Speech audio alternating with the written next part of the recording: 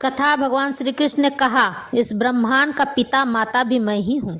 राधे राधे। जैसा मित्रम मैं नीतू पांडे टिप्स सबका स्वागत करती हूँ। इस प्रसंग का वर्णन भगवत गीता में मिलता है। भगवान कहते हैं कि मैं इस संसार में सबका माता पिता मैं ही हूँ जो सबका भरण पोषण और लालन पालन करता हूँ। मैं ही हूँ जो सबका ख्याल रखता हूँ। मेरे अलावा और कोई नहीं है। मुझे ही लोग अन्य रूपों में पूजते हैं। जो छोटे देवी देवताओं की पूजा अर्चना करते हैं ना, असल में वो छोटे देवी देवता मेरे ही शरीर के अंग होते हैं। मेरे ही अंगों से वो बाहर निकले होते हैं और मेरी ही आज्ञा का पालन करते हैं। जब मैं उन्हें आदेश देता हूँ तो मेरे कहे हुए आदेश पर कार्य करते हैं। जब मैं उन्हें किसी कार्य की अनुमति देता हूँ तो उस कार्य को वह पूर्ण कर देते हैं। और मैं ही सभी छोटे देवी देवताओं के रूप में व्याप्त होकर जगह जगह मैं लोगों को उनकी राह दिखाता हूँ ताकि वह अपने मंजिल से भटक न जाए, अपने रास्ते से भटक न जाए। हर व्यक्ति का कर्म है कि वह मुझ तक पहुँचे, मुझे किसी भी रूप में पूजे। धीरे धीरे करके वह मुझ तक ही पहुँच जाता है। क्योंकि मनुष्य योनि 4 लाख बार जन्म लेने पर मिलती है, तो 4 लाख बार में 3,99,000 बार वह धीरे धीरे करके मुझ तक पहुँचता है और अंत में ब्राह्मण के पद को प्राप्त करता है। ब्राह्मण के पद में भी 5 बार ब्राह्मण पद लेना पड़ता है, ब्राह्मण का जन्म लेना पड़ता है। जब 4-5 बार जब ब्राह्मण का जन्म ले लेता है तो आखिरी बार वह ब्राह्मण का जन्म लेकर मुझ तक भक्ति में पहुंच जाता है। और उसकी भक्ति इतनी तेज होती है कि वह और कुछ देख ही नहीं पाता है, केवल मुझे देख पाता है और मुझसे ही प्रेम करता है। आप ये सोच रहे होंगे कि और दूसरे जो अदर जात वाले हैं, अगर वो ऐसी भक्ति करते होंगे तो उन्हें तुरंत मोक्ष मिल जाता। नहीं, अगर आप ब्राह्मण पद को प्राप्त नहीं हुए हैं तो आपको मोक्ष नहीं मिलेगा। क्योंकि सबसे ज्यादा शुद्धिकरण का नाम ही ब्राह्मण है। युगों युगों से यानी 4 लाख वर्षों से जो लगातार तपस्या करता रहता है और ईश्वर को भजता रहता है, उन्हें किसी भी रूप में पूजता रहता है, तो वही व्यक्ति अंत में जाकर ब्राह्मण या ब्राह्मणी का पद प्राप्त करते हैं। और ऐसे लोगों को ही भगवान सर पर बिठा कर रखते हैं।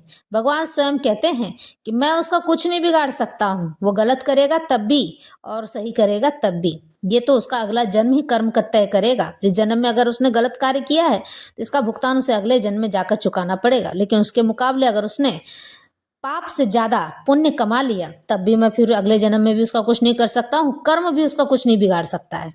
इसलिए मनुष्य इतने जन्मों से जो पुण्य कमा कर लाता है, भगवान उसकी रक्षा स्वयं करने लग जाते हैं। इसलिए ब्राह्मण पद इतना महत्वपूर्ण माना जाता है क्योंकि ब्राह्मण ब्रह्मा जी के मस्तिष्क से नहीं, पर ब्रह्म परमात्मा श्री हरि नारायण के मस्तिष्क से जन्म लिए हैं और इसी कारण से वह इतने पूजनीय माने जाते हैं। कहते हैं जो ब्राह्मणों की सेवा करते हैं, उनकी पूजा करते हैं, कहते हैं असल में देवी देवताओं से भी ज्यादा इस चीज का महत्व है। ब्राह्मणों की सेवा करने पर, साधु संतों की सेवा करने पर स्वयं पर ब्रह्म की सेवा के समान माना जाता है। कहते हैं कि परमात्मा की सेवा स्वतः हो जाती है उनकी सेवा आराधना पूजा करने से, उनका ख्याल रखने से। बड़े बुजुर्गों का ख्याल हमेशा रखना चाहिए। ईश्वर को जो आप देते हैं, ईश्वर आपको पुनः वही लौटाते हैं, दुगुना चौगुना करके। यहाँ तक कि वो हिसाब तक नहीं लेते हैं तुमने थोड़ा सा किया है या ज्यादा किया है। बस जहां उनका मन प्रसन्न हुआ वो देते चले जाते हैं। और जब वो देते हैं ना तो मनुष्य की झोली कम पड़ जाती है, लेकिन उनका देना समाप्त नहीं होता है। इसलिए हमें अपने ईश्वर पर हमेशा विश्वास रखना चाहिए। पिता मत्स्य जगतो माता धाता पितामह वेदम पवित्र मोंकार ऋक्साम यजुरेव च। मैं इस ब्रह्मांड का पिता माता आश्रय तथा पितामह हूँ। मैं ये यानी जानने योग्य शुद्धिकर्ता तथा ओमकार भी मैं ही हूँ। मैं ऋग्वेद सामवेद तथा यजुर्वेद भी मैं ही हूँ।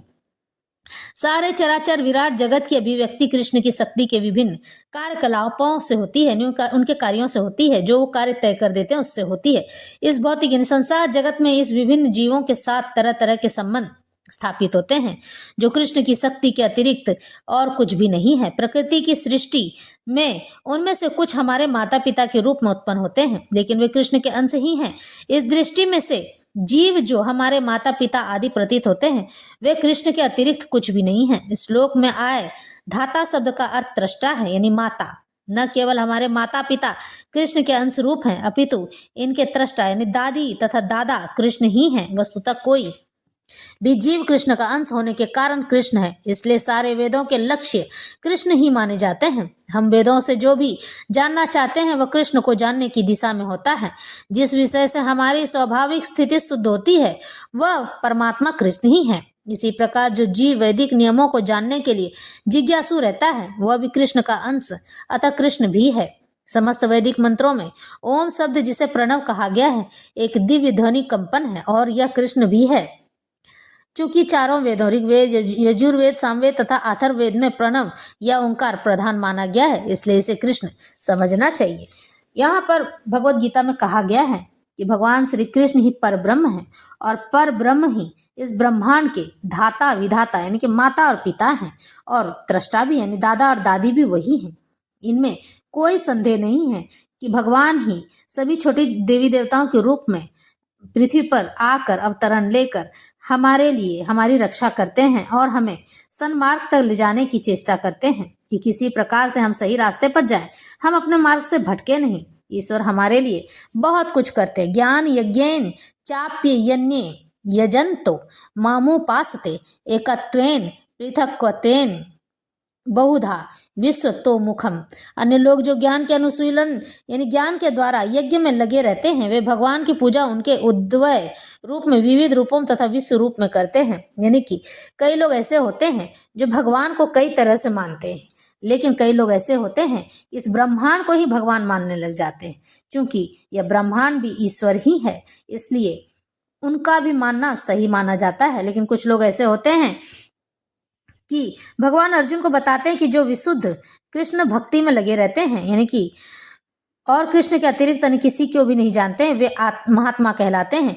तो भी कुछ लोग ऐसे भी होते हैं जो वास्तव में महात्मा पद को प्राप्त नहीं होते हैं, लेकिन वे भी विभिन्न प्रकारों की से कृष्ण की पूजा करते हैं। इनमें से कुछ का वर्णन आर्त अर्थार्थी ज्ञानी और जिज्ञासु के रूप में किया गया है। फिर भी कुछ ऐसे भी लोग होते हैं जो इनसे भी निम्न होते हैं।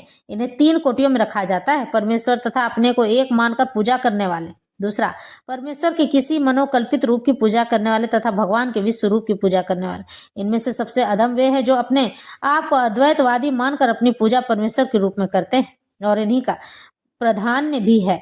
ऐसे लोग अपने को परमेश्वर मानते हैं और इस मानसिकता के कारण वे अपनी पूजा आप करने लग जाते हैं। यह भी एक प्रकार की ईश पूजा है क्योंकि वे समझते हैं कि वे भौतिक पदार्थ न होकर आत्मा है। कम से कम ऐसा भाव तो प्रधान रहता है। सामान्यतया निर्विशेषवादी इसी प्रकार से परमेश्वर को पूजते हैं। दूसरी कोटि के लोग वे हैं जो देवताओं के उपासक हैं, जो अपनी कल्पना से किसी भी स्वरूप को परमेश्वर का स्वरूप मान लेते हैं। तृतीय कोटि में वे लोग आते हैं जो इस ब्रह्मांड से परे कुछ भी नहीं सोच पाते हैं। वे ब्रह्मांड को ही परम जीव या सत्ता मानकर उनकी उपासना करते हैं। यह ब्रह्मांड भी भगवान का एक स्वरूप ही माना जाता है। अहम क्रतुरहम यज्ञ स्वधाह मह मौषधम मंत्रो अहम मह मेवाज्य महमग्री रहम हुतम। किंतु मैं ही इस कर्म कांड में मैं ही यज्ञ मैं ही पितरों को दिया जाने वाला तर्पण हूँ। औषधि दिव्य ध्वनि मंत्र घी अग्नि तथा आहुति भी मैं ही हूँ। भगवान श्री कृष्ण यहाँ कहते हैं इस चराचर जगत में सब कुछ व्याप्त तो मैं ही हूँ, सब कुछ मैं ही हूँ, मेरे अलावा कुछ भी नहीं है। इस तरह से यह प्रसंग यही समाप्त होता है।